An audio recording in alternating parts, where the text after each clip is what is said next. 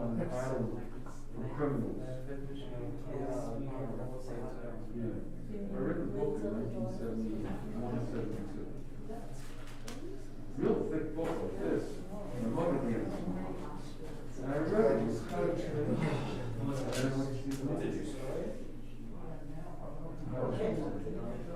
Oh, I showed you this article that they wrote about the noodle. Yeah. That was wild. Yeah. Yeah, I'll turn it on. I think the problem is the long film, it's like only 3 hours or something. So you don't have to sit through the long film. No, I don't know.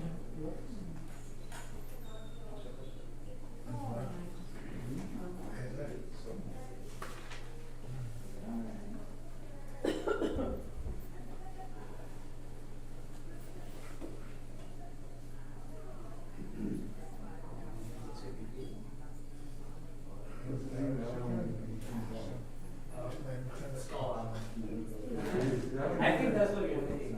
No. I just want to see Dana.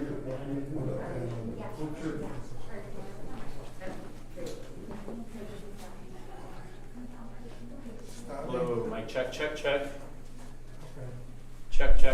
Not working. Not working. Hello, check. Can we turn it on? Oh, okay. Yeah, we probably don't need it, but we need it for if anyone has a hearing loop, this should go directly to your hearing device, and we also need it for, this will be live streamed on our YouTube channel as well as on our webpage. So, great. Check. Yep, it sounds good. Thank you. This one is really loud. Can you reduce the volume on this? Check. 1.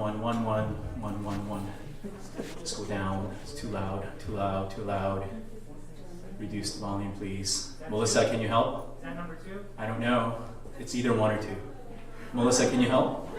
What's it say at the bottom? Check. It says 3. 3. It may not be 3 though. Check. That's good. Thank you. Check. Can we increase this one a little bit? Check. Like 1, 2, 1. A little bit. Increase, please. Check.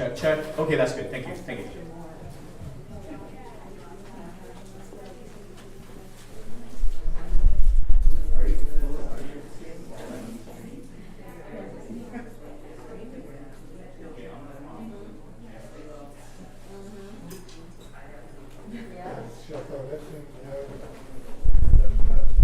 Okay, so this is a sound check for the live stream. Melissa, let me know if you can hear it okay.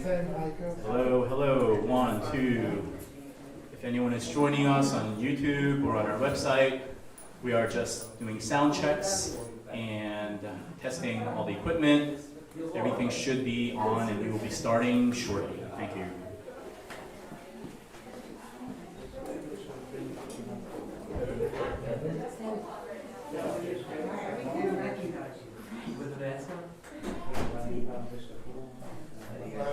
Sherry or what?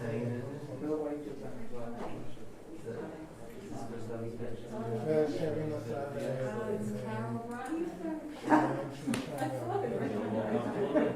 I did not recognize you from the. Well, because we're all mad with the master. My friend Dale. Hi. How are you doing? You still in Fort Lee? Well, yes. Right now I'm doing the trial. Across the pond.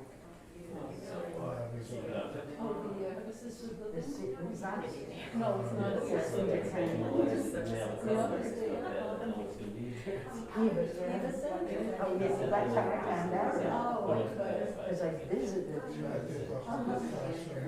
Very impressed. I'm staying there 2 weeks. Oh, how nice. Can't get anyone. There's a couple of hearings. Come, please. And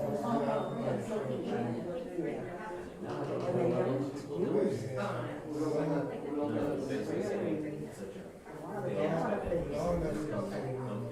How are you?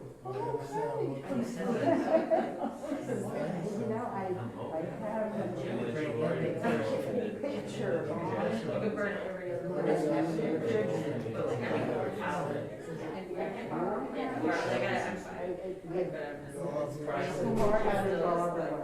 when we had the luncheon in my backyard. that is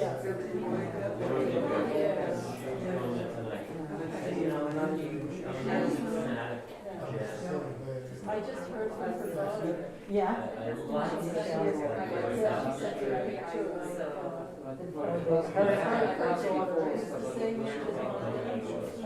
I don't like crazy jazz.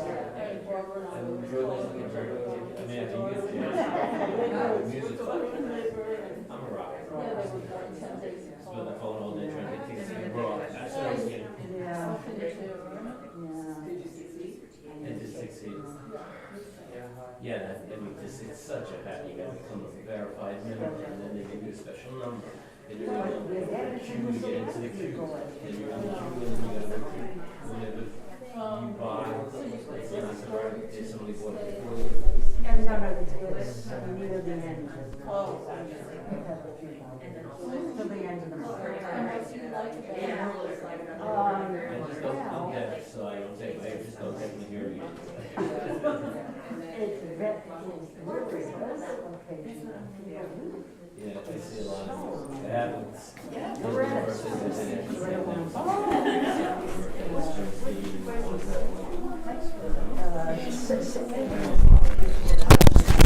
It's from you guys. No. I'm sorry, do you want to just watch your foot? I'm going to go behind you. right across the road. No, I'm just going to go over you if you don't mind for a second. Thank you. Hi, I'm sorry. I'm just going to pull this right through. Thank you.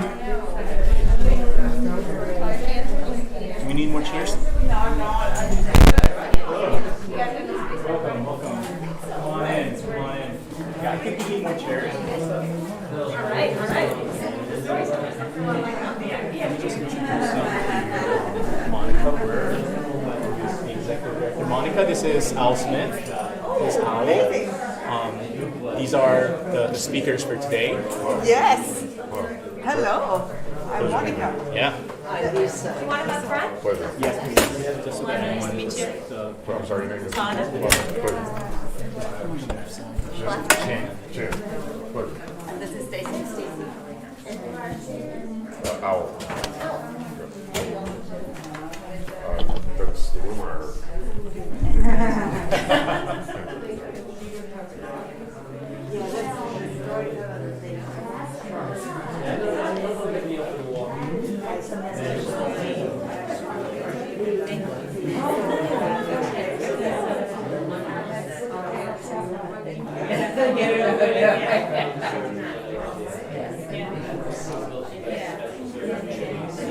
Right, so we're just bringing out more chairs, and we're almost ready to get started.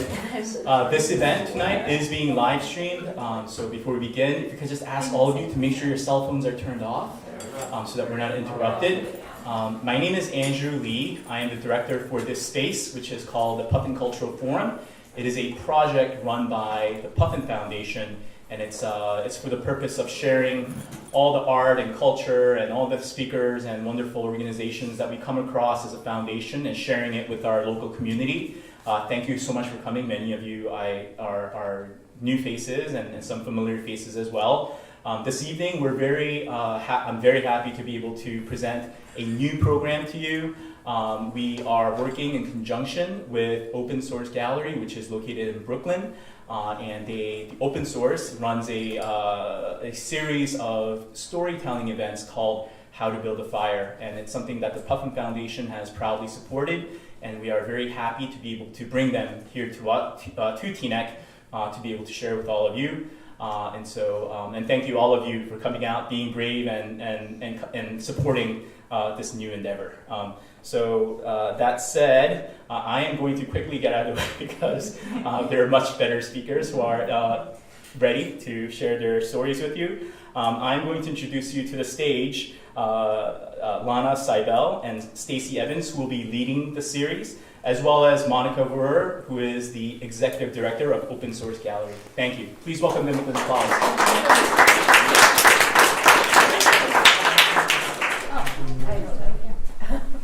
So hi everybody, welcome. Thank you so much, guys, for coming. So this is going to be a monthly series of storytelling. We have some really great storytellers today, and I'll talk a little bit about myself before I introduce the storyteller that we were very lucky to have. And as of right now, I'm going to introduce you to Monica, and she's going to tell you a little bit more about the Puffin organization, which I had the pleasure of working with last year. I'll tell you more about myself, but right now, let's welcome Monica. Thank you.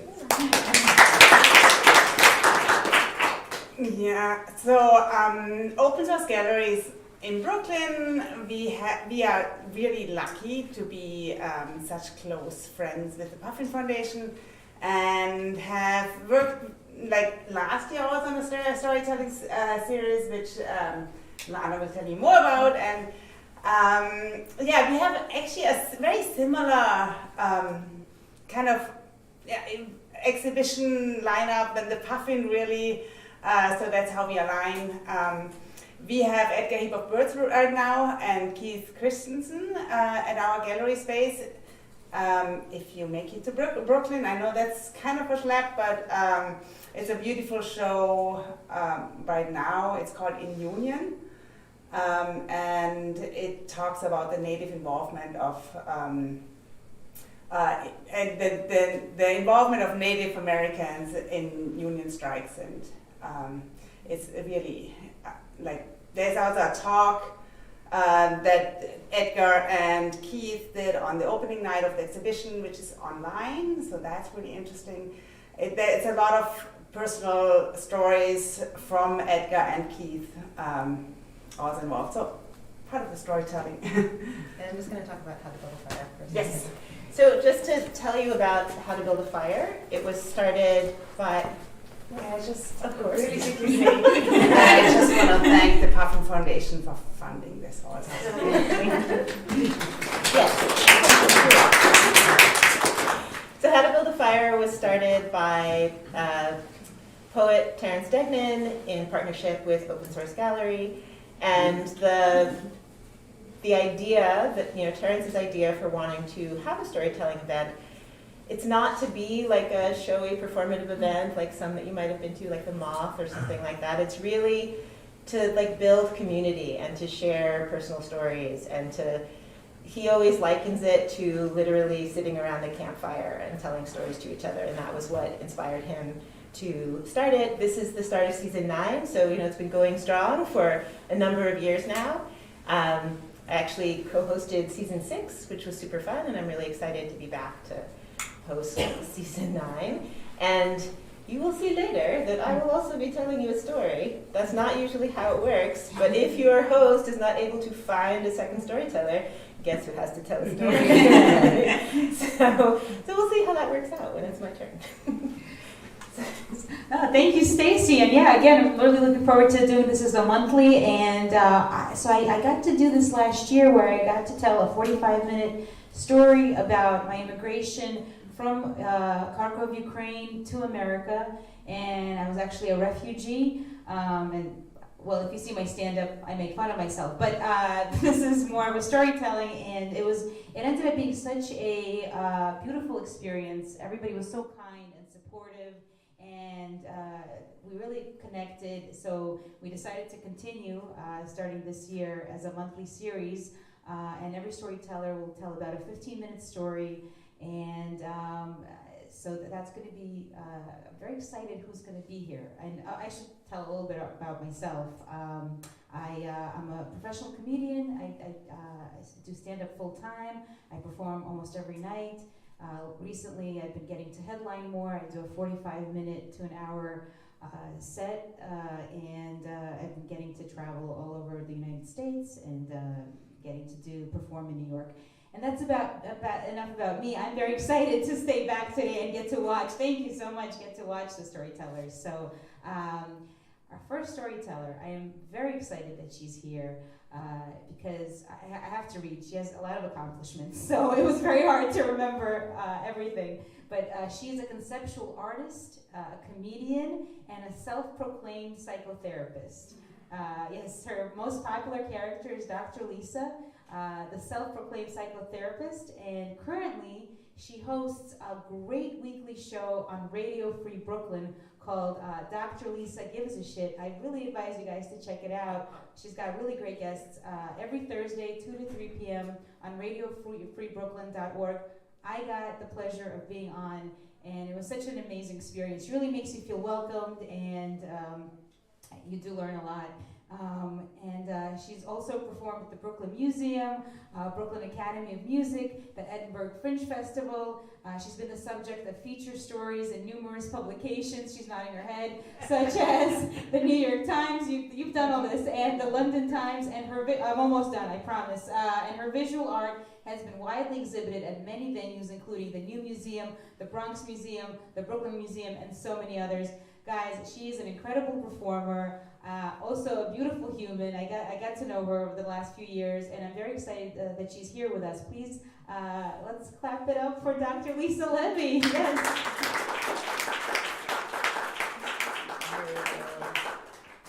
Oh my God, I can't take that. Oh my God, I'm so excited to be here, and thank you all so much for having me. Before I get started, I want to put in a big plug for the show at Open Source. I was at the artist talk, I was at the opening, and it's a really important show.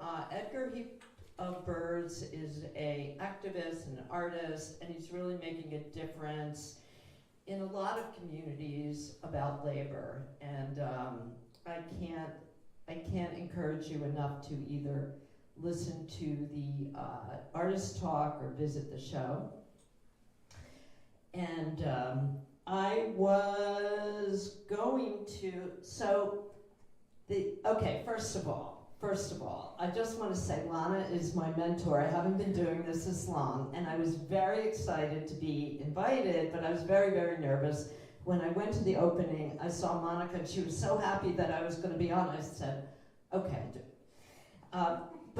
So this is the topic. The topic is workers, struggles, and strikes. So I thought, I'd worked in advertising close to 30 years, and I thought that I could maybe tell some stories about sexual harassment, because I've experienced some of that. First of all, my background is very, I'll say puritanical. My parents slept in separate beds. Not kidding. And they were government workers. I was not prepared to enter the workforce of advertising. And I started when I was 26 in the mid-'80s, prime sexual harassment period. My first job wasn't too bad, it was pretty, we focused on the work, but then after a few years I got fired. That's what happens. And I wound up freelancing. So as a freelancer, you're prime target because you're only there for a short time, get to know everybody, and then you're out. So anything is okay.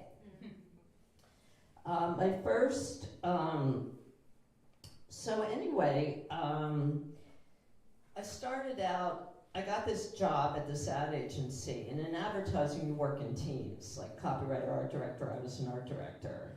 And they send this guy in to work with me, a writer, and the first thing he says to me is, "So, what kind of orgasms do you prefer?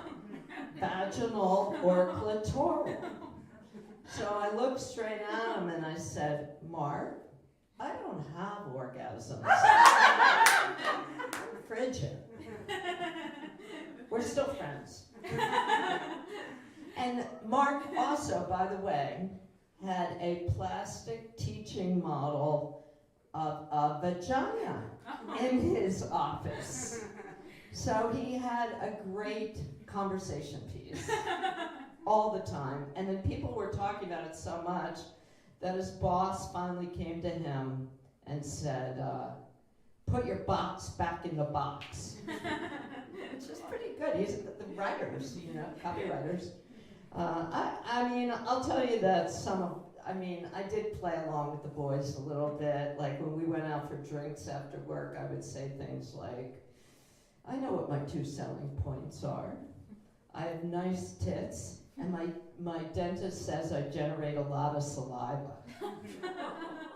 So I'll take some responsibility for it. But I did have, you know, things that I can luckily laugh about now, and times really have changed, thankfully, but I did get a freelance job with my boss, this boss who I did not have a whole lot of respect for, I'll tell you that much. He had me stealing ideas for him, and he wasn't very good, but had to work for him, and I knew that something was up. And he kept saying that there was going to be a party at his house. He lived on Long Island, and he wanted everybody to come to the party. But he particularly focused on me going to the party.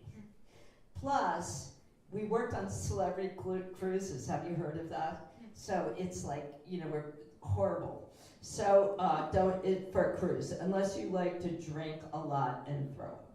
That's what we were told. So anyway, so we also had a real estate client, and he kept saying, you've got to come to the party. I'm going to drive you and show you the real estate that we're working on. And I was like, no, I've got I actually had a house, a room in Fire Island, and I was like, I can't go. And then finally, one day, he looks at me and he goes, think of it as part of your job. So I was like really horrified, and I really wanted to get out of there. And then finally, I got another freelance job, which, had the same. I actually did, to tell you the truth, I did get a lot of dates at that job. It was a great way to meet guys. I was in my 30s, and I did have some fun there.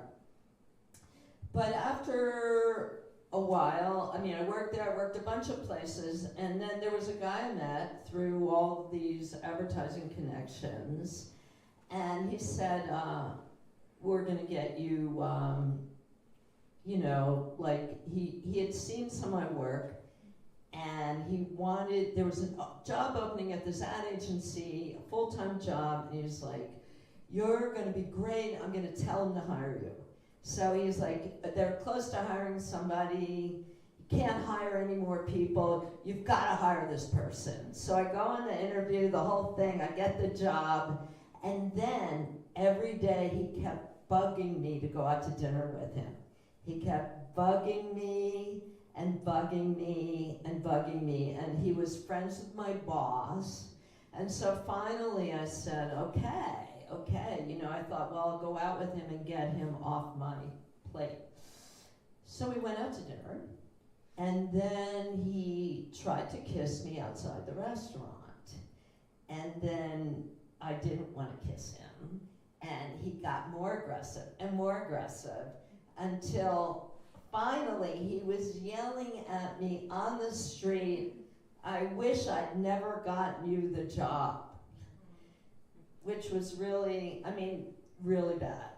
And I was really worried for months that I was gonna be, he was friends with my boss. It was really, really, really scary. But I got through that. This weekend, I also heard a really great story I'm just gonna tell you quickly, which is somebody that I work with. I saw another woman I work with, and she was really a beautiful woman who really looked good in all the corporate clothes. And her boss tried to auction off her, I'm not kidding, he said, I have a key here, her virginity. at a corporate party.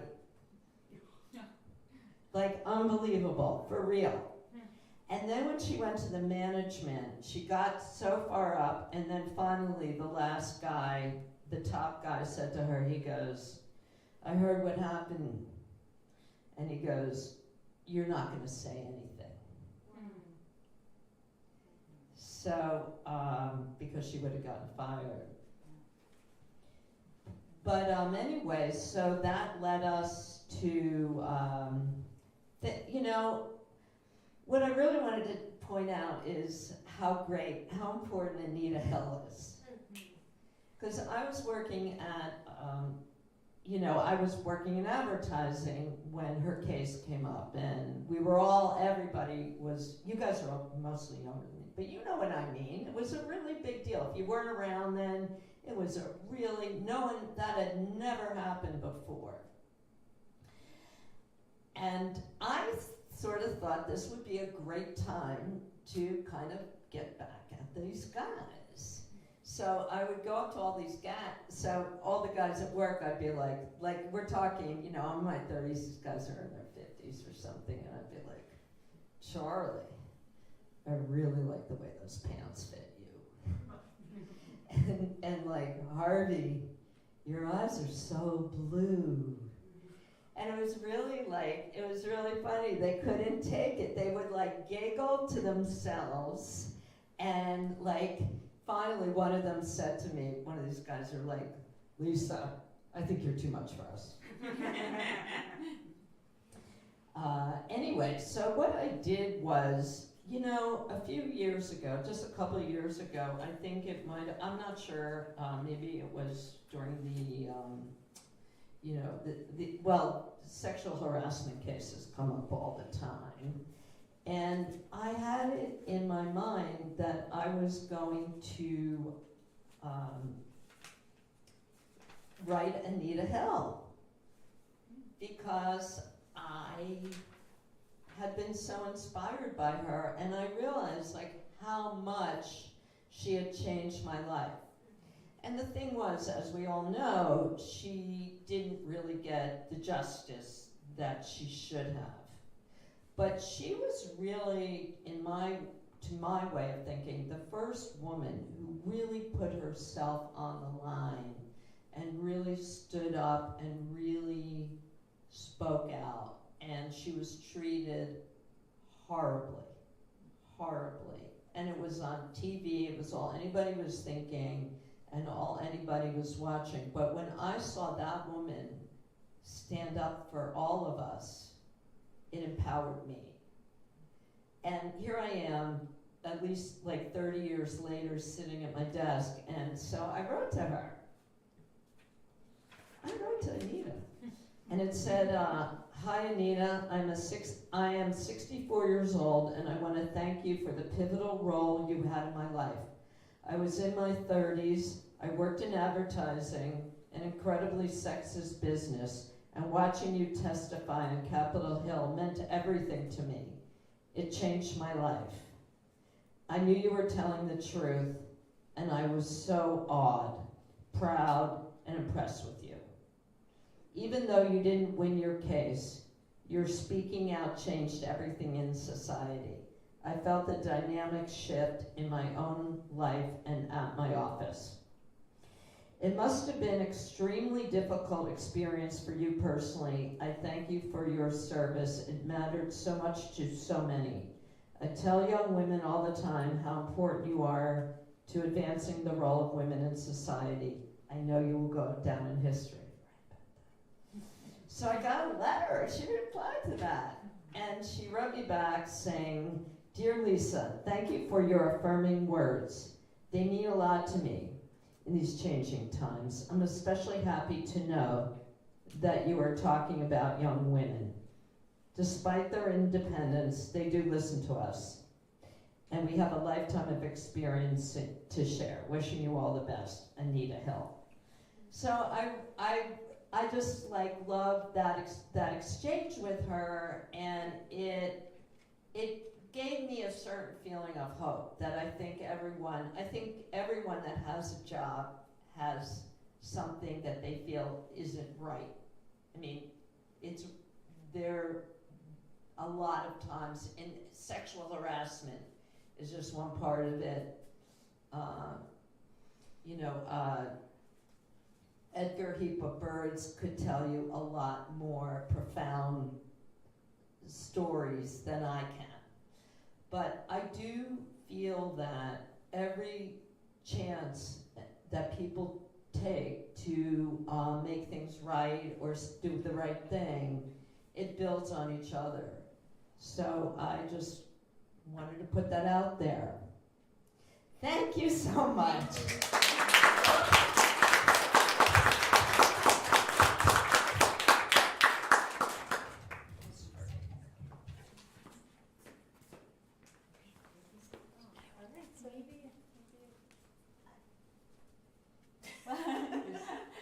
One second, this is very real. You guys are getting the real. Yes.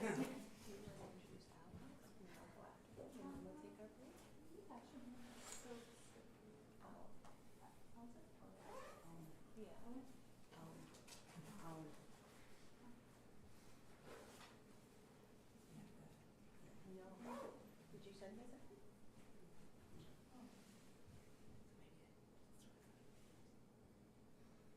Did you want me to go? We're gonna have Stacie Evans next for our storytelling. Thank you so much. Even though I always tell people, don't write stuff down, I totally have notes because I just came up with this story this morning. So I am hopeful that I will make it from beginning to end. So I will tell you a tiny bit about me, but since the story is about me, you'll learn more about me. So I'll just say that I'm a writer. I am an adult educator, which is what my story is about.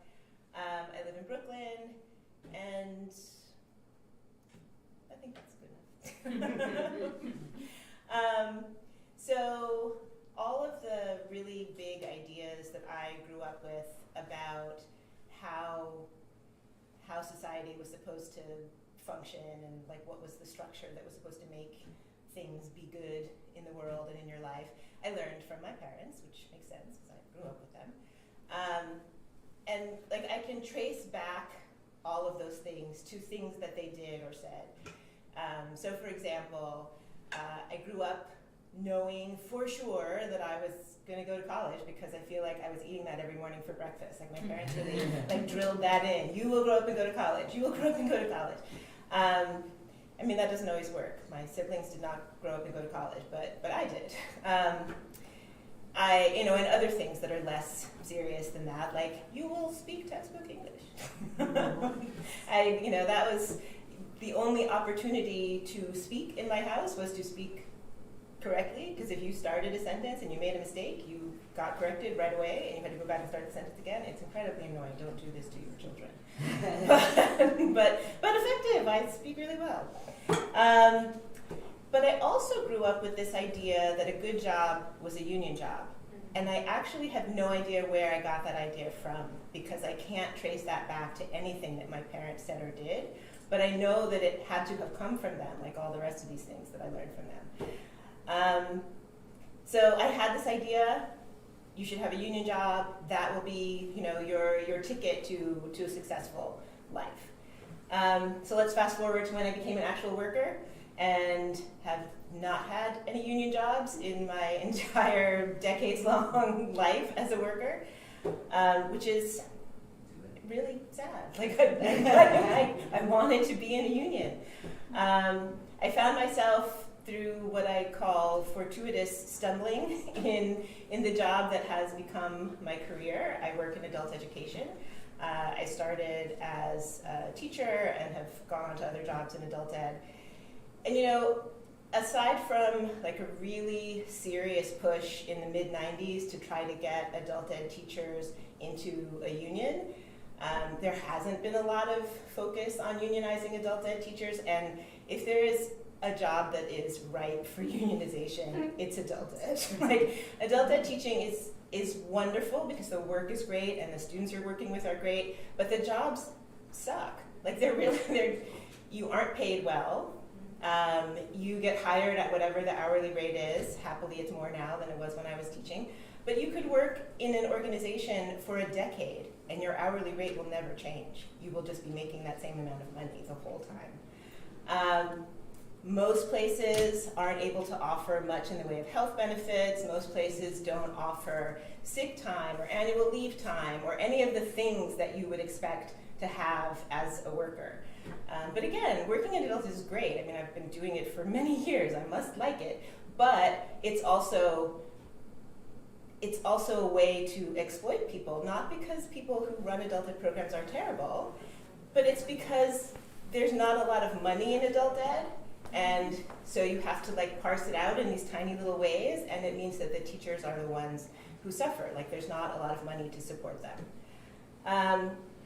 And so, you know, I worked as a teacher for a long time, including some moments of sexual harassment, which I am naive enough to not have realized that that's what was happening until I said it to someone else, and they were like, you need to report that right now. So I really appreciated your story. So I taught for a lot of years. I became a program manager. I stopped working in direct service programs, and in the last mayoral administration, I was working in the mayor's office, still focused on adult ed. I was excited when I went to the mayor's office because I knew that everybody on that team in that office was in DC 37. I was like, here is my moment. Sat down for my onboarding interview to be told that mine was the one position that was not in the union. I was like, what the hell? I thought there was like the opportunity, but no. So I've been working in adult ed for more than 30 years at this point. Obviously, like I said, there must be some redeeming qualities because I've been in it for my entire adult life. But to have gone through all of those years and not had a union job, even though I was enjoying my work, was also frustrating to me. But now, in my current job, I am in a union. It's like, I went to my orientation. There were a bunch of people, like 6 or 7 people being oriented with me. And at one point, the union rep came in to like tell us about the benefits of signing up and like why we might be interested. I wasn't even listening to him. I was just filling out my card. I was like, I don't even care what he said. I'm gonna get in this union. When he finished his spiel, somebody else at the table was like, oh, how much time do we have to decide? And I'm like handing over my card. And he's like, oh, you already filled it out. And I was like, are you kidding? Like, I get to be in a union, life achievement unlocked. I was like, yes. And everybody at the table looked at me like I was a crazy person. But I looked at them like they were crazy people. Why wouldn't you jump at the chance to be, I'm sure there are many reasons why people wouldn't, but I don't understand those reasons. So I'm really happy. I saw an immediate impact of being in a union. The first time I went to go pick up prescriptions at the drugstore, I made the person at the counter double check because I thought she was undercharging me. It's gotta cost more than this. My monthly costs went from like $65 to like $15. I was like, ooh, unions. I'm so happy. I have one prescription now that doesn't cost me anything. I just go and they just hand it to me. Like it's $0. I was like, but that has to be a mistake. She's like, no, you have good insurance. I was like, oh yeah, I guess I do. But, so there are these things that are small but also important that I'm happy about. But then when I started my job right before COVID. And so when we were in the first part of the pandemic, there were a lot of changes, of course, to the way that we were working. And management, I'm part of management, but management higher than I am, was making a lot of on-the-fly decisions that didn't seem great in terms of what would be true for us as people working in the institution. And my colleagues and I were like, so what are the conversations that we need to have to push back against some of these decisions? But we didn't even have time to have that conversation because the professional staff conference was like, oh, excuse me, we're just gonna step in and argue all of this nonsense down. And so all of the things that make it possible for me to feel more able to be safe at my job are things that they fought for. I'm sure that the institution would have come around to sensible decisions eventually. But, I mean, I like to act as if I am eternally optimistic. But But because the union like pushed back against all of their foolish decisions is why I feel like I am probably not going to get sick when I go to work, because they have put in a bunch of rules that will keep me safe. So it's big things, it's small things. Because I am in management, I often also am in conversations where I hear how management thinks about workers and unions, which is super problematic. People will say, oh, you know, you better call the Labor Relations Board, because if we word it like that, somebody's gonna go to the union and there's gonna be a grievance.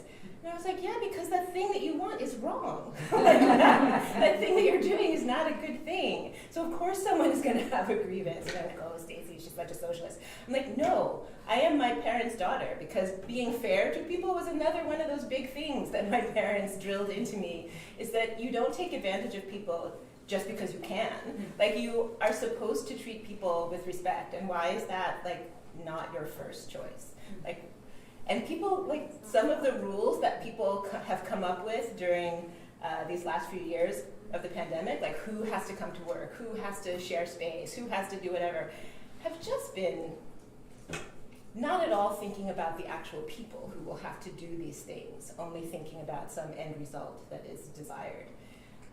So that's been another way that I have seen the value of the union as this wall between workers and nonsense that is exploitative. And so I think about, where did I get this idea that a union job was a good job? Because, you know, both of my parents for a few years here and there in their careers were in a union, but they were not in unions for a long time. I certainly never heard either one of them like, unions are great. There was none of that. I don't even think I knew the word union when I was a kid. But I do have very clear memories of my dad being frustrated by the ways that he was treated or taken advantage of in his jobs. And through some of the, I mean, not because he was talking to me as his small child directly about it, but because I overheard these conversations. And somehow in those conversations must also have sunk in this idea that if he was in a union at this moment, the union might have stepped in and kept this situation from being as bad as it turned out to be in some cases for him. And I feel like that's where that idea, a union job is a good job, came from for me. Back to adult ed for a second. Years ago, I was teaching a GED class, and I went to work on Monday morning, walked into my classroom. There's a big sign on the wall that said there's no class, not just for today, but forever. No class. And I was like, oh, that's interesting. And I went to the office to ask what was going on, and they said, oh yes, we called all the students to tell them that there wouldn't be class anymore, but we put the sign up just in case somebody showed up. I was like, well, somebody showed up, nobody called me. And they were like, oh yeah, we decided to repurpose those funds. We didn't think the class was cost effective. And I was like, so my job? And they were like, oh yes, you're fired. But don't worry about it. You know, come back in a couple of weeks and we'll see if we can figure out something for you. I'm like, it's like the stupidest, most obscene thing I've ever been told in a job. Obviously, I did not go back. I went and worked somewhere else. That also probably was not great, but at least didn't do that. But thinking about if adult ed teachers were part of a union, the resources I would have had in that moment that would have made my situation completely different. So it's one of the things that makes me feel really strongly about unions.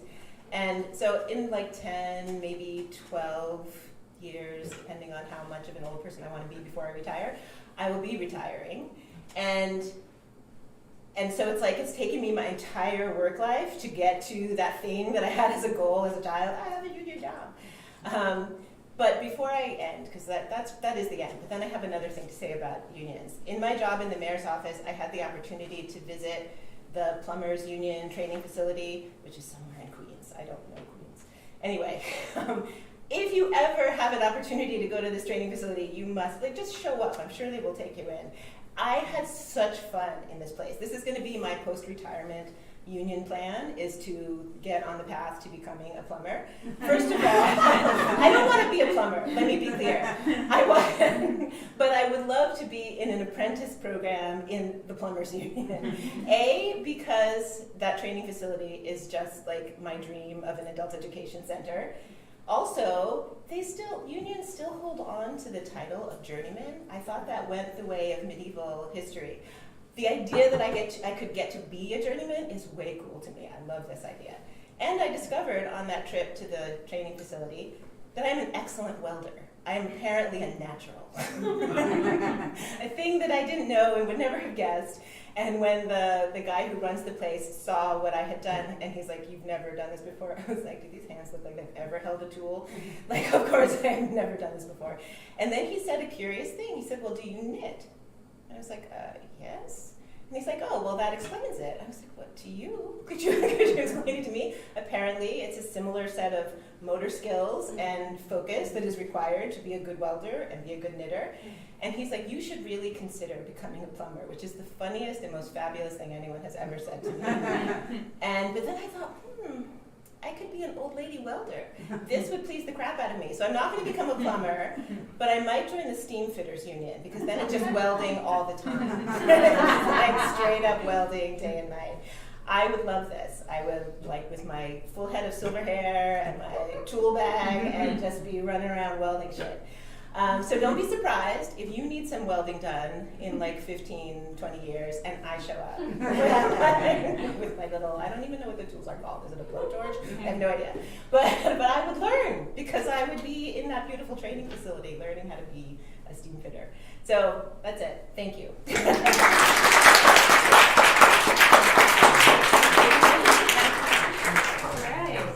Thank you so much, Stacie and Lisa, and everyone's been such a warm audience, so thank you, everybody. Yes, thank you, yes. We only have 2 more storytellers, and I've been personally really enjoying everyone's story. 3. Oh, we have 3 more. Oh, right. Even more exciting. 3 more. I apologize. I think Stacie will introduce one. That's good. We're going to have Owl, and even though very young Owl, he's accomplished so much. I'm very impressed. He's received his Bachelor of Arts in Political Science from the University of California in Santa Cruz. Oh, Owl, yes. And not that young. Okay, young looking. So Owl studied Mexican culture and history as a Pacific Rim scholar at the University of California, and he has traveled and lived extensively in Latin America. He has taught and lectured on a wide variety of subjects at Virginia Tech and the University of Richmond School of Law, including business law, science, and technology. And he has taught introductory law for high school students and lectured on diverse subjects. And I am very excited to hear from him. Everybody, let's keep it clapping for Owl. Thank you so much for being here.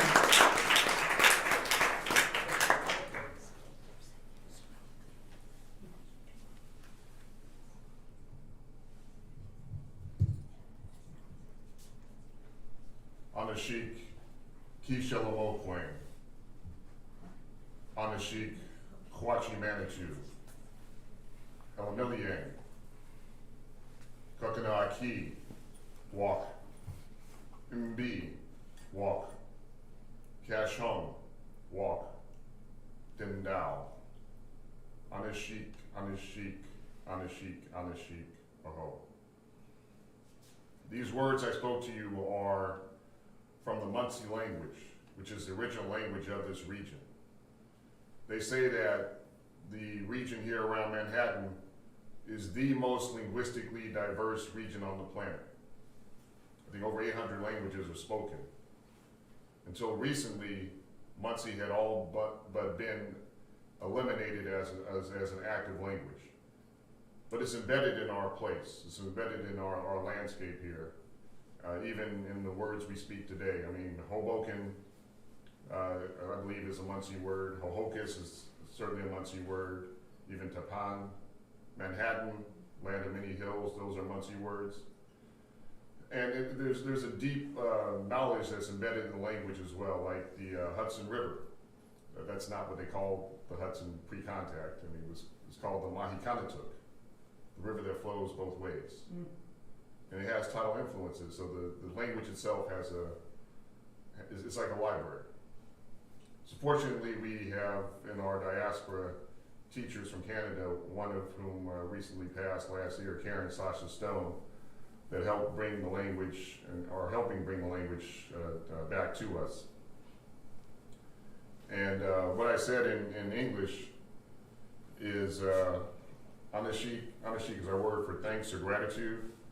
Anashik ki shalamokwain, thank you who created us from thought. And the recognition that our thoughts are real. And I think it's an important lesson in this industrial society we live in today, where it seems like oftentimes the only thing we think is real is what we can touch or measure.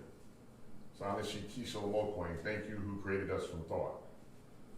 Anashik kwachi manitou, thank you, oftentimes translated as great spirit. I prefer physics, the concept of physics, great energy, because Manitou is the realization that everything in our world has Manitou, that we see, feel, touch, taste, observe. So the human beings, regardless of what racial background we all have Manitou. That's easy, but we even say that the trees have Manitou, trees have spirit, the rocks, even the wind, the mountains, the rivers, the stars, they all have Manitou, spirit. And in physics, when you have E is equal to mc squared, that's the equivalence of energy and matter. They're not different, they're related, and that's the active part of the equation. The c squared is a measuring device, so we're all, in many respects, different forms of energy. And we share that with other beings and aspects of creation. Elamilian for giving us. Kakanaki, our Mother Earth. Mbi, water. Kashung, wind. Dindao, fire. So the earth, we give thanks for the earth, and it's a recognition that what we most need in this world we already have.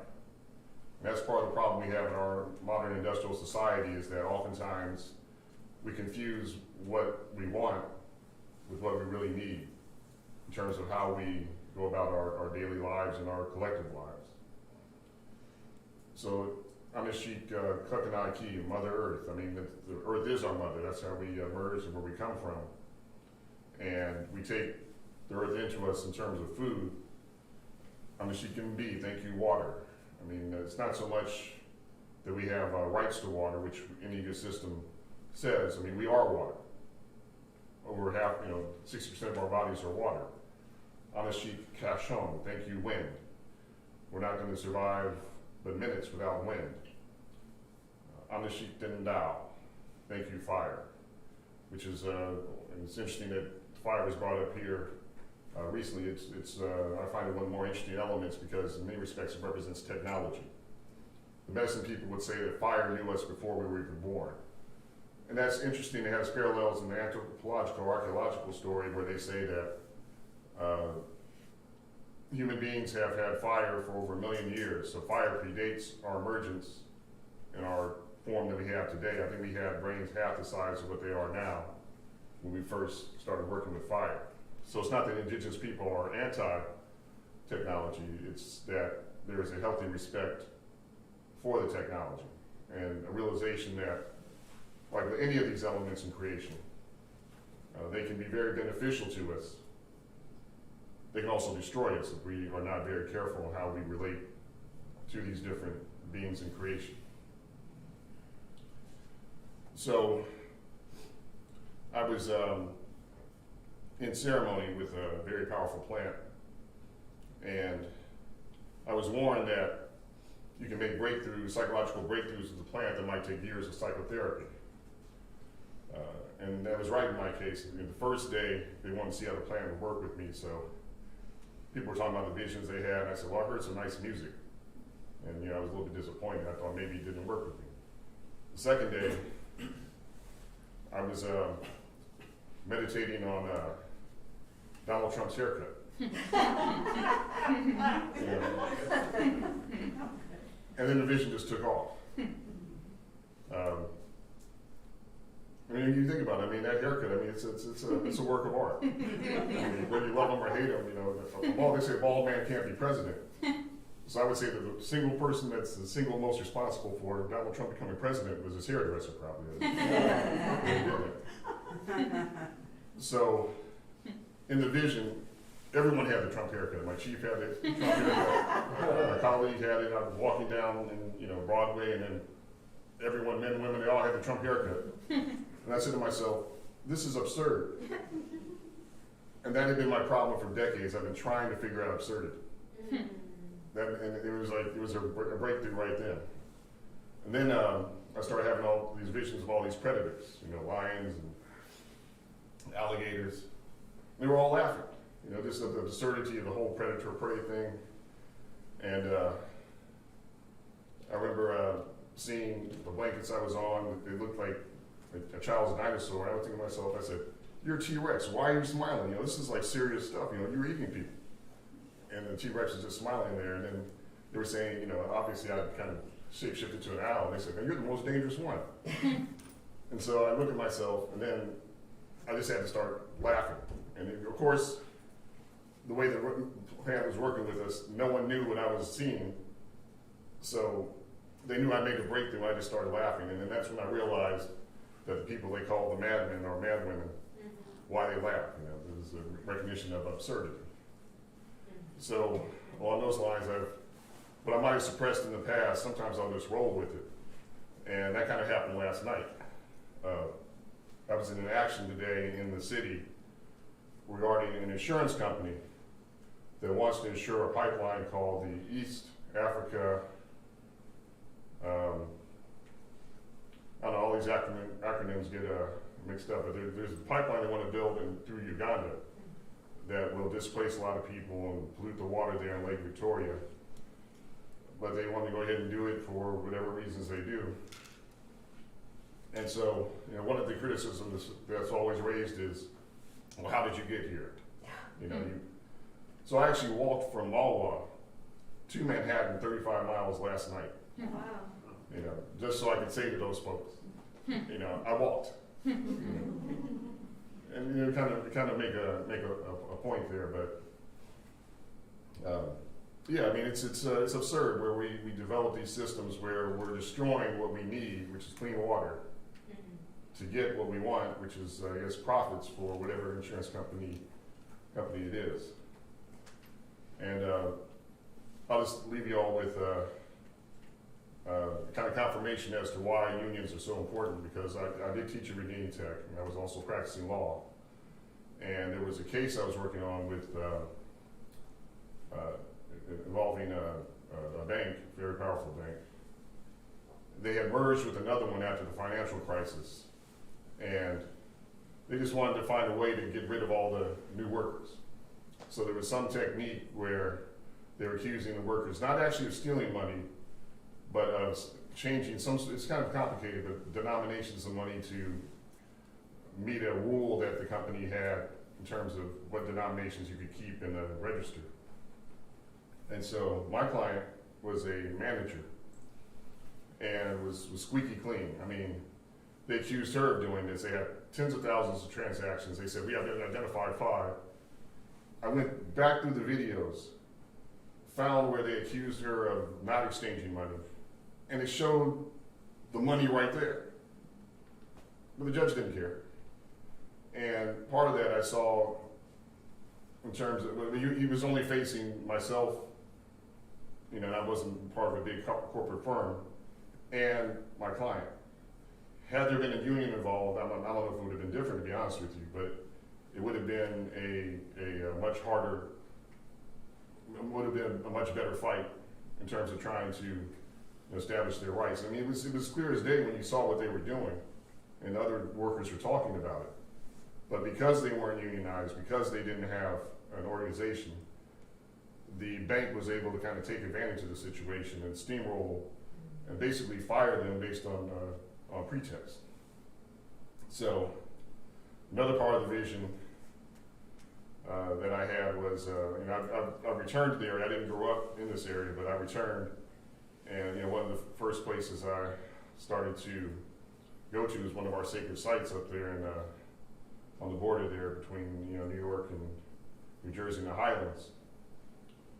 And so I was at the sacred site, and then this ant, it was late in the season, it was like in November or so, and the ant crawled up on this blade of grass, and it was there so long, I just had to pay attention to the ant. And then I started studying the ant. And also there's a very good author, E.O. Wilson, who's written books on ants and ecology, environment. And they're amazing creatures. I mean, they're so tiny, but the way they work together, and how and they're not all the same, but how they're able to come together and form a superorganism. And it's really, I guess there's a reason why there's in so many cultures stories about ants, because of what they can teach us. So I'm in ceremony, and while I'm in ceremony, the ant actually spoke to me in English. And I don't know, do we have any restrictions on bad words here? Because these aren't actually my words. This is not my language. This is the ant. It's the ant's fault. Yeah. It kind of reminded me of my chief. It was very New York, and but the ant looked at me, and he said, "This is after," because I came to the ant after I think this case I was telling you about. The ant looked at me and said, "You stupid motherfucker. Your problem is you don't know how to deal with giants. We know how to deal with giants. We're going to show you how to survive and deal with these giants."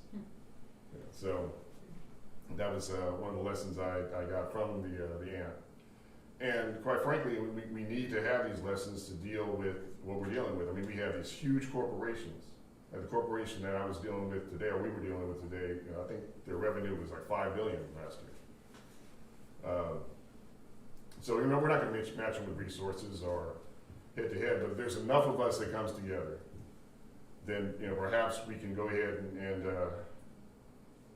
make the changes that we need to make. And I also unveiled what I called Owl's 12-step program to climate recovery, because although I walked today, I didn't get a ride back from my friend Rose there. But I said, I'm a fossil fuel addict.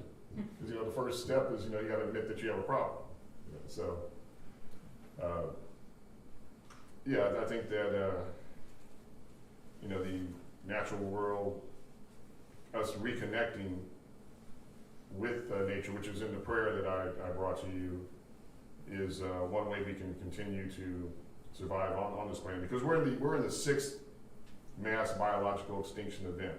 We have not seen species disappear at this rate since the time of the dinosaurs. And as I said today, and I'll say now, if we're not careful, the branch of the tree of life that we're cutting down is the one that we're sitting on. So we got to be careful on that. So I just want to thank you for inviting me here. And pleasure.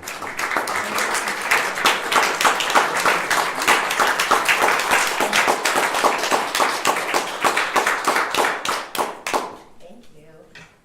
So we have 2 more stories to hear, but we are going to take a brief break so that everybody can get up and stretch. So like 5-7 minutes.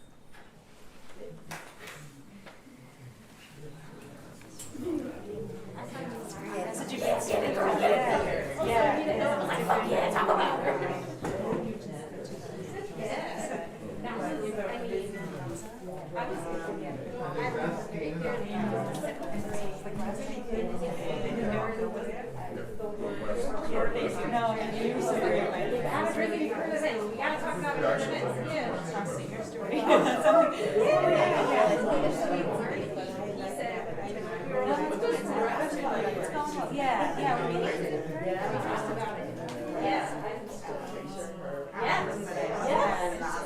And even the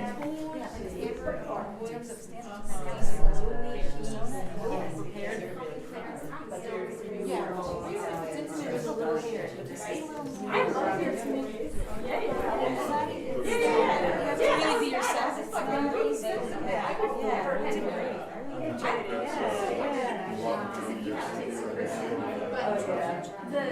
Okay, good. I can never.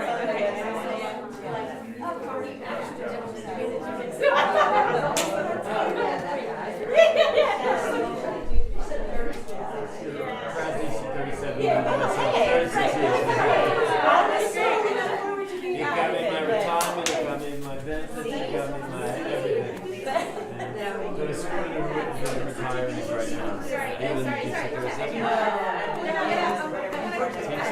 Staff conference, and if it's the same as when you were fighting for this, it's like in Good luck.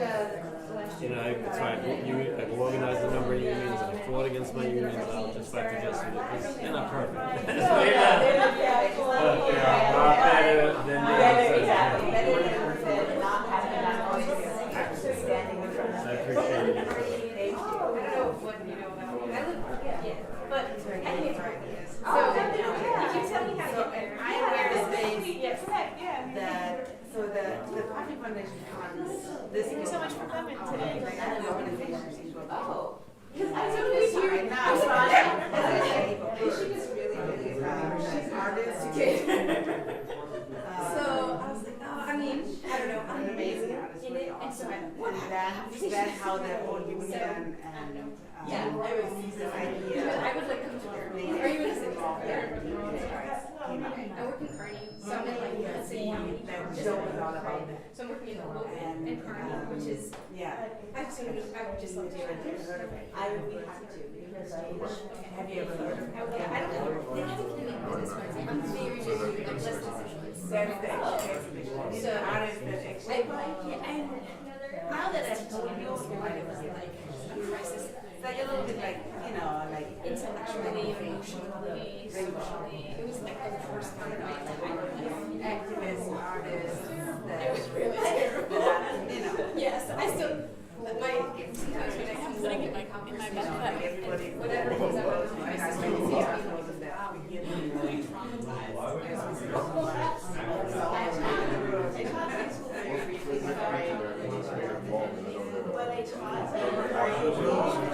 taught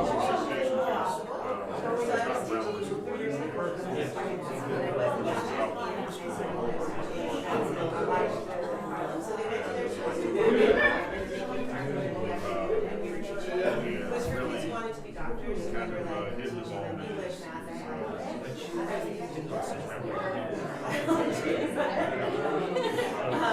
and so not only would I have these were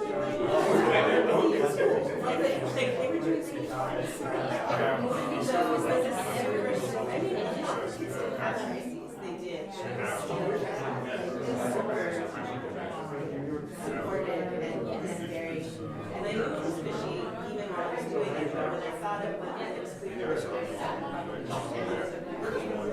and I interviewed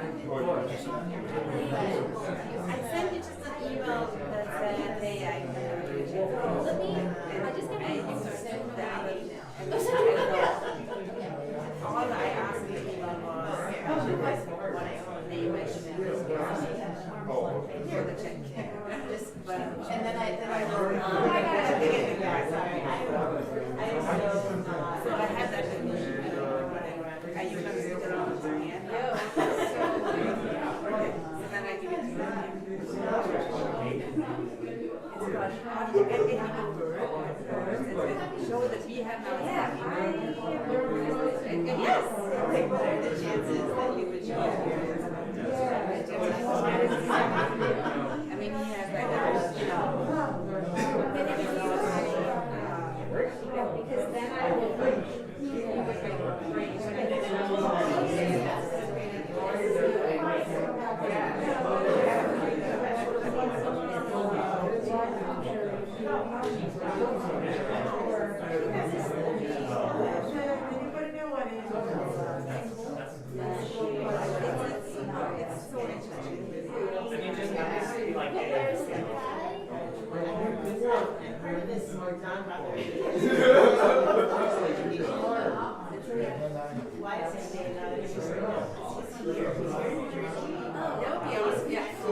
Let me know when you do, because then I just see it.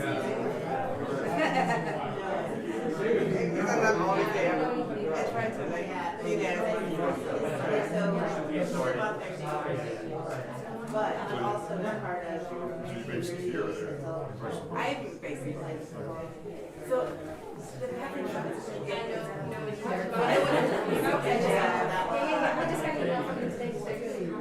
normally at the storytellers. But I would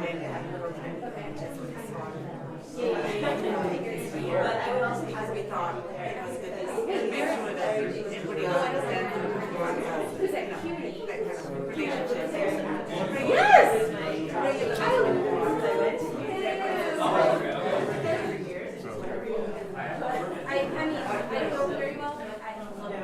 All right, ladies and gentlemen, we're going to get started. So if we could find our seats, we'll forge on ahead. Thank you.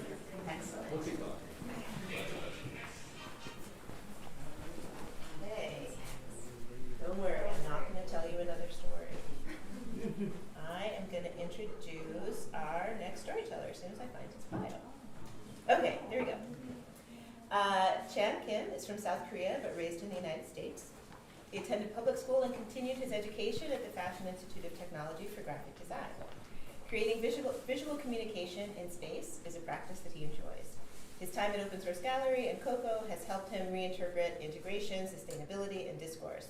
He hopes to continue expanding his understanding of community through personal experiences and working with others. Everybody please welcome Chan. Thanks. I'm Chan, obviously. I didn't realize that bio was going to get read out loud. I thought it was going to be just for the open source website. But anyways, yes, a lot of things happening for me this year. I think this spring I'm going to graduate. I'm also going to have to find a new apartment, and I think my loan stopped coming in. So I'm really excited for that. But today I'm going to be telling you guys a story about my mom, which is still ongoing, obviously, but it's something that I've started to think about more as I've grown up and kind of thought more about. It started with, oh man, I don't want to cook when I go home today because I just had 3 classes. It's really tiring. I wish I just had my mom to cook food for me. But she's a really good cook, and we are an immigrant family, so we didn't really have a lot of money growing up. So I think a part of the reason why she cooks is she likes it, but also out of necessity. We ate a lot of Spam when I was younger, and then Vienna sausages, and then we slowly started getting like not actual, but like, you know, meats and stuff like that. So she's done a lot for me, and I remember she would always pack lunch for me when I was younger. So she would pack mostly Korean food.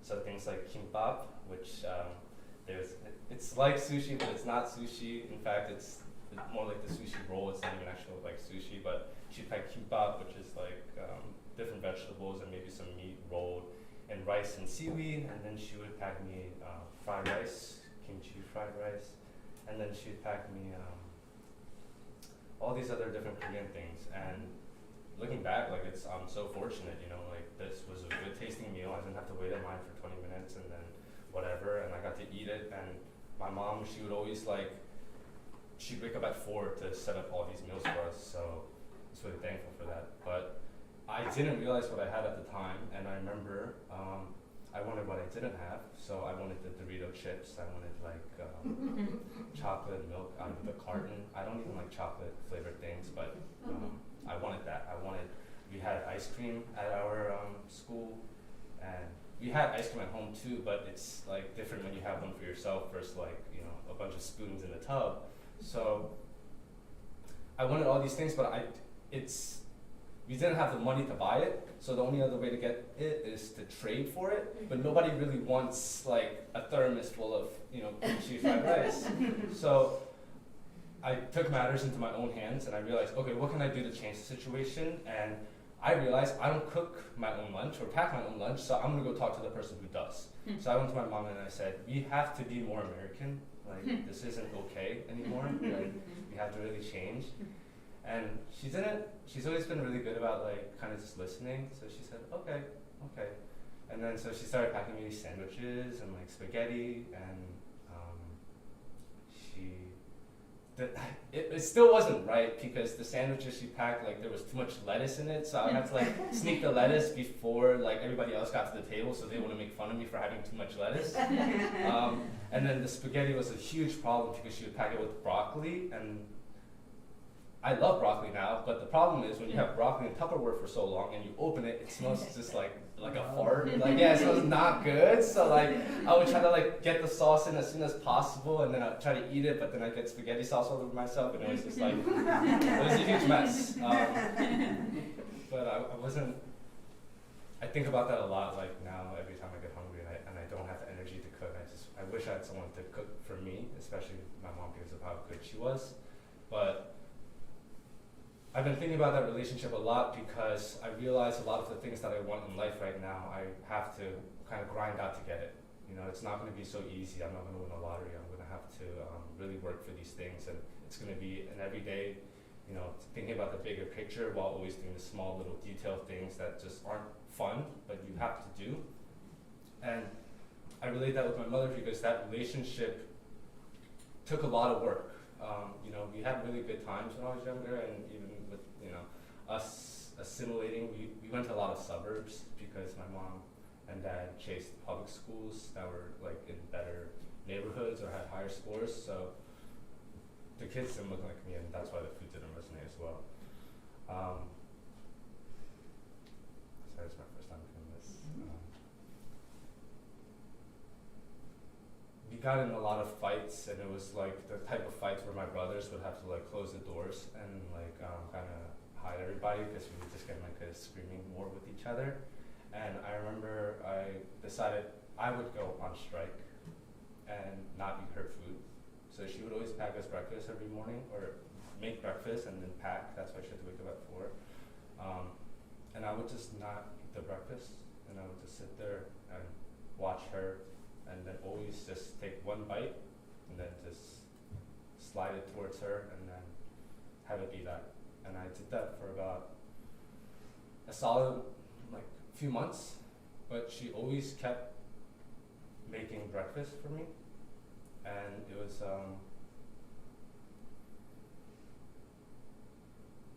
really embarrassing, honestly, that you know, this woman who loves me and wants everything that's great for me to have to put in so much work just to see me reject her every single day. But one day I ate her breakfast and it's still good, so I kept eating it again. But now she brings me food. Like I live alone now in Harlem, so when I go home, she's in Philly. She'll pack me food and stuff, and I take it home, and it's become kind of my comfort food, like this frozen soup in a plastic Tupperware that comes in like a white styrofoam box. There's like 16 of them. I get to pack my fridge every time I come back, and it's a really sweet thing for me. But I'm telling this story because I don't really know much about maybe unions or so much about working. I'm learning, but what I realized about union strikes and all these things is the importance of community. And I think for me, I separated myself and decided to strike against the people that really wanted the same things that I wanted, which is not something that you see in a union strike, right? So I'm just still really grateful to have her and to have her supporting me, and I know we both changed a lot and we're both still changing. But I just keep thinking about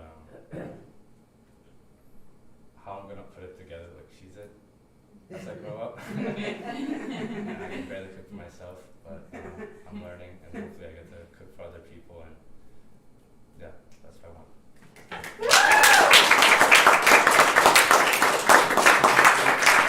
Thank you so much for sharing. And it resonated with me because I'm also an immigrant. I came over when I was 7 from Ukraine, and I remember lunch being a very elaborate plan. We'd have the yoo-hoo, something very American, right? Nothing Eastern European because there was a very strong scent. So I totally, and also I understand with the parents not understanding us. Like my parents, I've been doing stand-up for a while, and it's not like a typical, career choice. So when I told my dad, I showed him a video years ago, and he looked at it for a long time. He didn't laugh. It was about 3 minutes in, and then he was like, Sveta, is this job interview? And then my mom is a dentist, my grandmother's a dentist. She still thinks I'm going to be the world's oldest dental student. But when I told my mom I'm going to be, I'm doing stand-up, she was retiring from dentistry. And it's okay, I could out-yell anyone. During the pandemic, it was my 10-year-old son and husband, so sorry guys, I'm screaming, but I'm just sorry, and I yell. I'm a mom, so yeah, now I'm a mom. But, so yeah, my mom, I told her, I'm doing stand-up, she was about to retire from dentistry, and she just had a whole bunch of threats for me. She was like, I will do stand-up now. Take me to Comedy Central. That's how she thinks stand-up works in America. Guys, we're up to our last storyteller. I'm very excited that he's here. We just met doing a comedy show recently, and I was very surprised to learn what an accomplished author he is. As well as being a stand-up, I did not know that his first passion is being a storyteller, and he's a published author. And please make sure to check him out on Amazon. You have a lot of stories that you wrote. Some of them include Son of Samurai, The Gift, Rapture, and so many others. Guys, let's keep it going for Eleazar Guzman. Thank you so much for being here.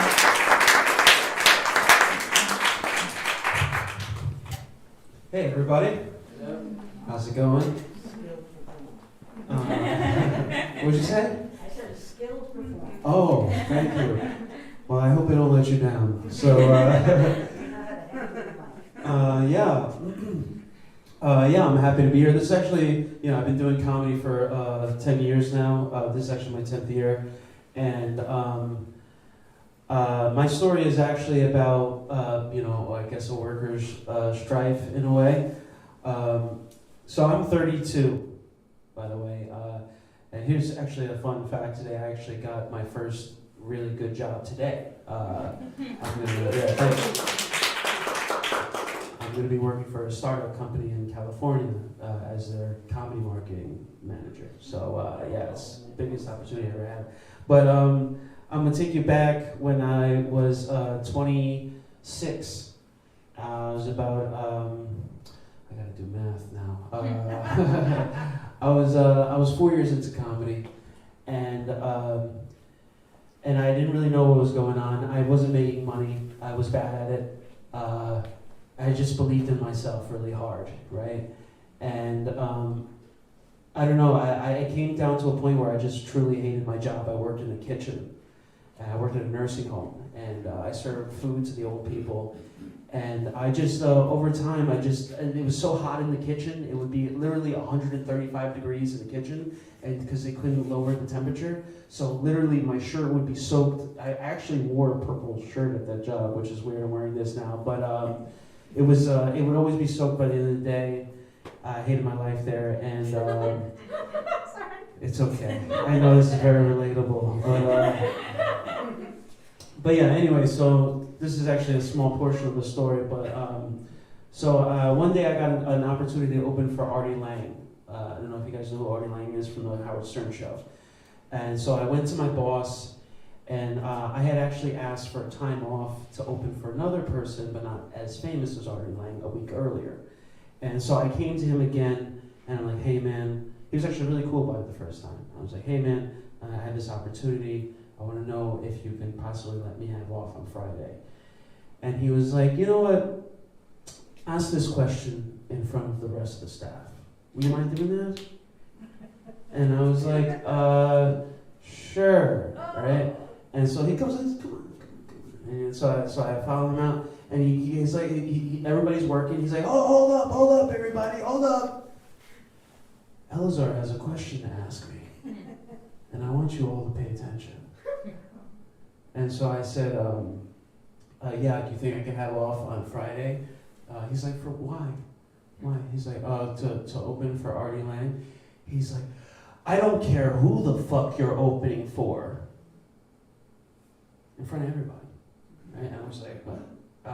This never happened to me where my boss like said that to me, cursing at me, whatever. I was like shocked, right?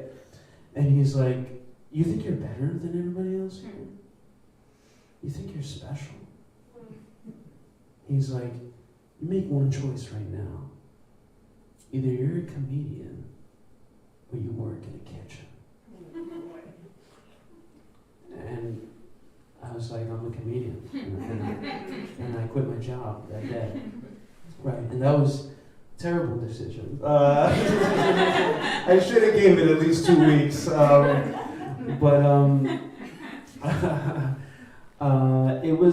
was a weird time for me. So I literally went from, having regular money. By the way, I had never really made money from comedy. The most I had ever made was $20 before, in a month. That's a month's revenue, right? $20 doing comedy at that time. And so I quit my job, and I opened for Artie Lang, and I bombed horribly in front of 400 people, right? Horribly. It said 10 minutes, some guy's booing me, it was terrible, right?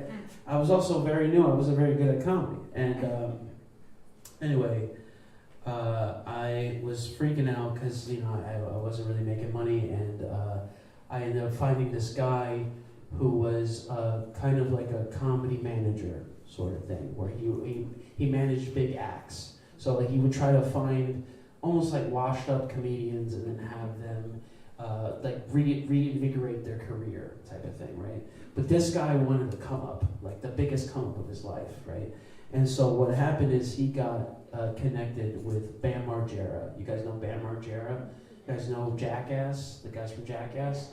He's one of the guys from Jackass, and he's also one of the most popular. He had like a long-running series, multiple series on MTV or whatever. Anyway, so I ended up getting connected to this guy. The same guy got me on the Artie Lang show. He was like, hey, Bam Margera, the guy who hurt himself professionally? He wants to do a comedy tour, and I want you to open for him. And I was like, really? After I just ate shit in front of 400 people? He's like, yeah. He's like, I like you. He's like, come do the tour, right? So what I needed to do, right? I needed to first, because Bam Margera is not a comedian. He's just a guy who hurts himself. Literally, that's what he does, right? He does skateboarding and stuff like that, right? So I had to go live with this guy, right, for 3 months, right? I went to go. So in MTV he had what they call the castle, where they shot the series and everything at the MTV castle. But then he also had his secret house that was like blocks away, and then I lived at his secret house for a few months. So I hope I have time for everything I want to say. But anyway, so I was living in his house, and I don't know if you guys know about Bam Margera. He has a severe alcohol and drug addiction problem, right? Right? He's a super famous rich guy, so he's gonna have issues, right?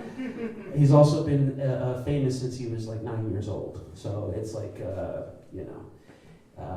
he's basically a giant man child, right? And he gets anything he wants. So anyway, but he was very nice when I first met him, very warm, took us out to eat. I met his family, all that type of stuff. I played with this kid, I later ended up being the babysitter of that kid. But anyway, one day he comes to me. He's like, hey man, I haven't had a drink in like 8 months. But I gotta tell you about something, because I trust you.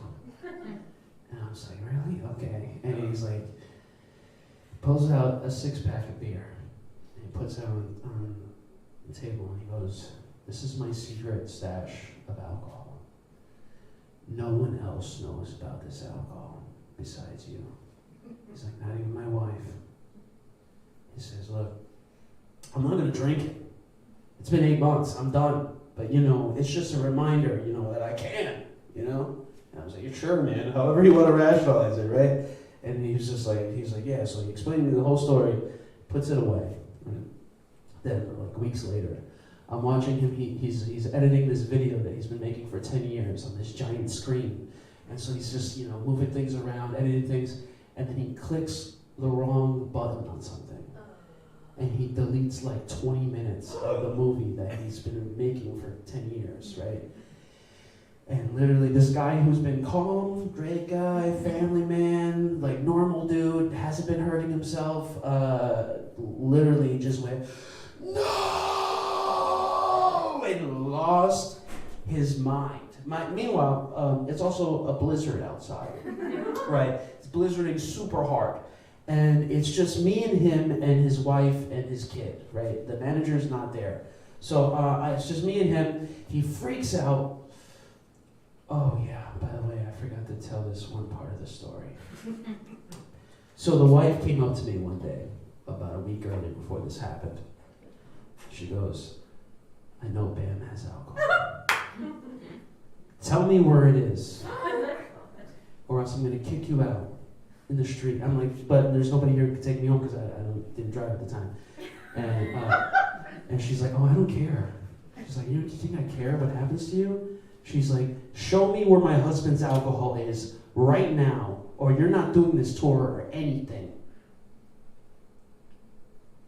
I was like, here it is. Right? It was in the garage. I took it out. I handed it to her. She destroyed it.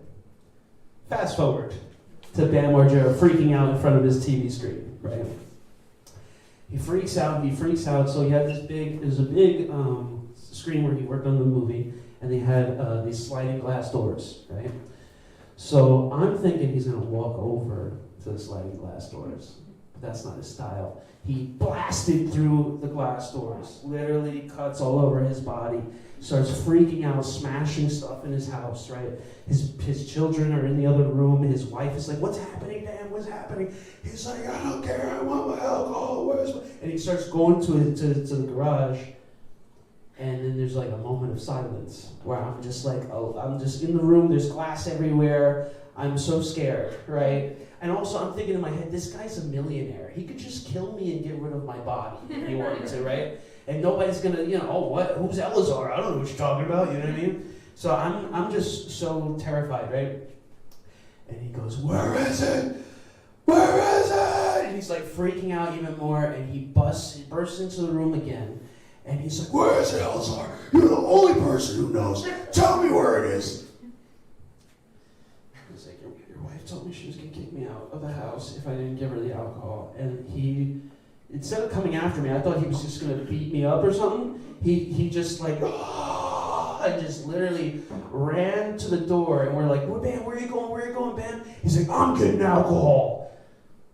Reminder, right? So it's blizzarding outside, right? It's a blizzard. It's not a normal blizzard. This is deep in Pennsylvania, right? So the snow is up to here, right?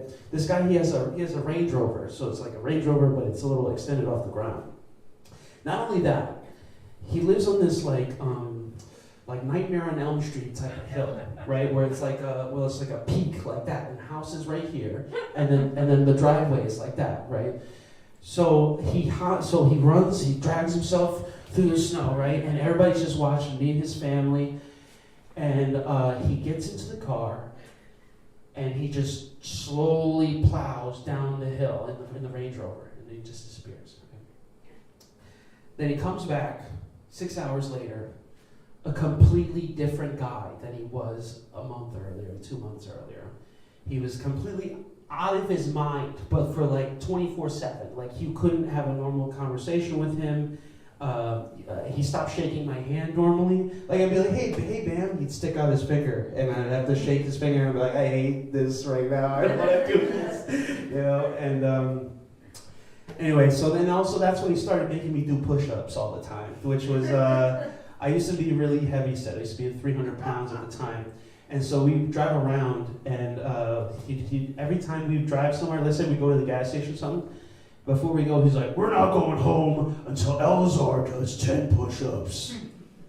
And then I'd have to get out of the car, and I'm big, you know, and I'm 300 pounds. So I couldn't do push-ups. So he would just be recording me laughing, and this would be on a daily basis, multiple times a day, right?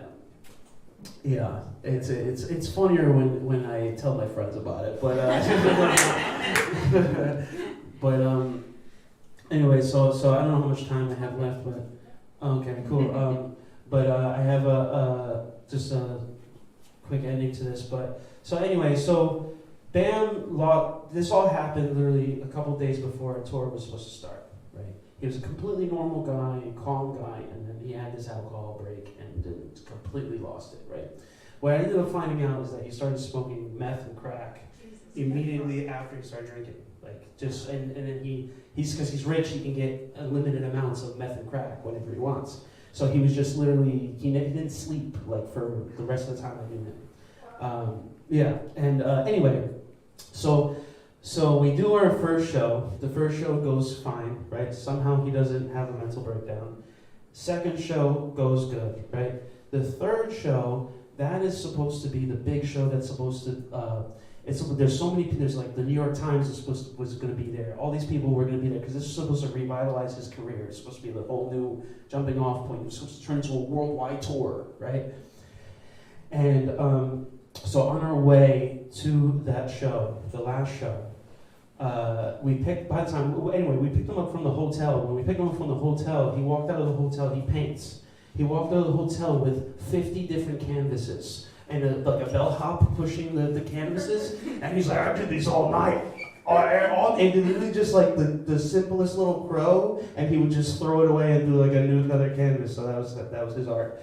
But anyway, so we get in the car. He's extra different than he's ever been before. He's got this weird bag, this weird like burlap sack bag that has these random objects in it, right? Just like random objects. And so we're driving from Connecticut to Manhattan. And as we're driving from Connecticut to Manhattan, he starts taking stuff out of his bag, right? Just random items, and he starts throwing it into the driver's legs. So he just starts throwing into the legs, filling up the thing, because it's a big bag, so he just starts filling it up with stuff. And the driver's like, hey, Bam, I'm having trouble driving, this is dangerous. He's like, I don't care. I don't care, you care. He said, because I'll stop this tour right now. And so he's like, no, Bam, it's fine, right? And so he just keeps stuffing the stuff in there. And then he goes, then he takes out these two bladed scissors, like these big scissors that have like blades at the end of them, like a knife, right? But they're also scissors. And so he goes, stay still to the driver, and he goes over him, and then it looks like he's about to stab him. He cuts his seatbelt, right? And then the driver's seatbelt. Then he comes over to me, he goes, stay still, Eleazar. And he cuts my seatbelt. And then he cuts his own seatbelt, right? And then the driver's like super scared. I'm super scared, right? I'm freaking out. And also what he's also doing, he's lowering the window and sticking his body halfway out the window, and he's going like, yeah, yeah. And people are like, Bam or Gerald? Right? It was crazy, right? And so we're freaking out, and the driver goes, Bam, what if we die? He's like, good. And yeah, that's what I was really scared. And it's even better. So the manager of the tour had a bunch of money on him. He had like 10 grand on him, right? It's basically just something, just in case something happens, they have extra cash to work something out, whatever. So he had stacks of cash in his pocket. And the guy's name was Vinny. And he goes, Vinny, give me your money. He's like, Bam, this is the money for the tour. He's like, give me the money. And so he gives him the money, and he takes a big wad of it. He's like, this is for Eleazar, right? And he hands it to me in the back, right? And he's like, put this in your tits, right? Because I was 300 pounds, so he made me put it in my shirt. And then he started taking the rest of the money and was cutting it with the scissors, right? And most of it was the manager's money, right? So this isn't even Bam's money. He's cutting the scissors, cutting the money, and he basically just cuts the rest of the money, and the manager's looking at me, he's like, that's not yours. Like the money that's in my shirt, right? Like, you better not do anything, don't let him grab that money. Because it was like $3,000 in my shirt. And man, it's a crazy long story. I don't want to be too long up here, but anyway, it whittles down to a video you can look up. Right? It's on TMZ. Look up Bam Margera beats up his manager. I was right there. It was in front of West Side Comedy Club. Yeah, and so one more thing to add to the story, right? After you watch that video of Bam beating up the manager, which I wish I could tell you more about that, he ran away from the police, like the cops were called, right? He escaped the police. He found a fan that was coming to the show, right? And he was like, "You want to drive me home?" And the fan was like, "Yeah, Bam," right? While on the driveway home, Bam kicked out his windshield. Kicked out his windshield and then robbed him when he got to his house. Anyway, that's my time, everybody. Thanks very much. Oh my gosh, one more time for Eleazar Guzman. That was quite some story. I was very entertained, and Eleazar and I made very questionable choices in life, so don't be like us, full-time stand-up comics, a day in the life, right? Join a union, community, a support group. I couldn't help it, Eleazar. I think that's why I'm not gonna have an opener. I'm just gonna have somebody, a therapist, right, near me all the time. All right, guys, thank you so much for being so supportive, for coming down. Thank you we really appreciate you here. Thank you, yes. This is such a great organization. I really enjoyed all the stories. And I really want to thank Monica and Stacie for making this happen. And we're very excited and looking forward to next month's series, which is going to be in Brooklyn. So please, we'd love to see you there. Thank you so much. Thank you.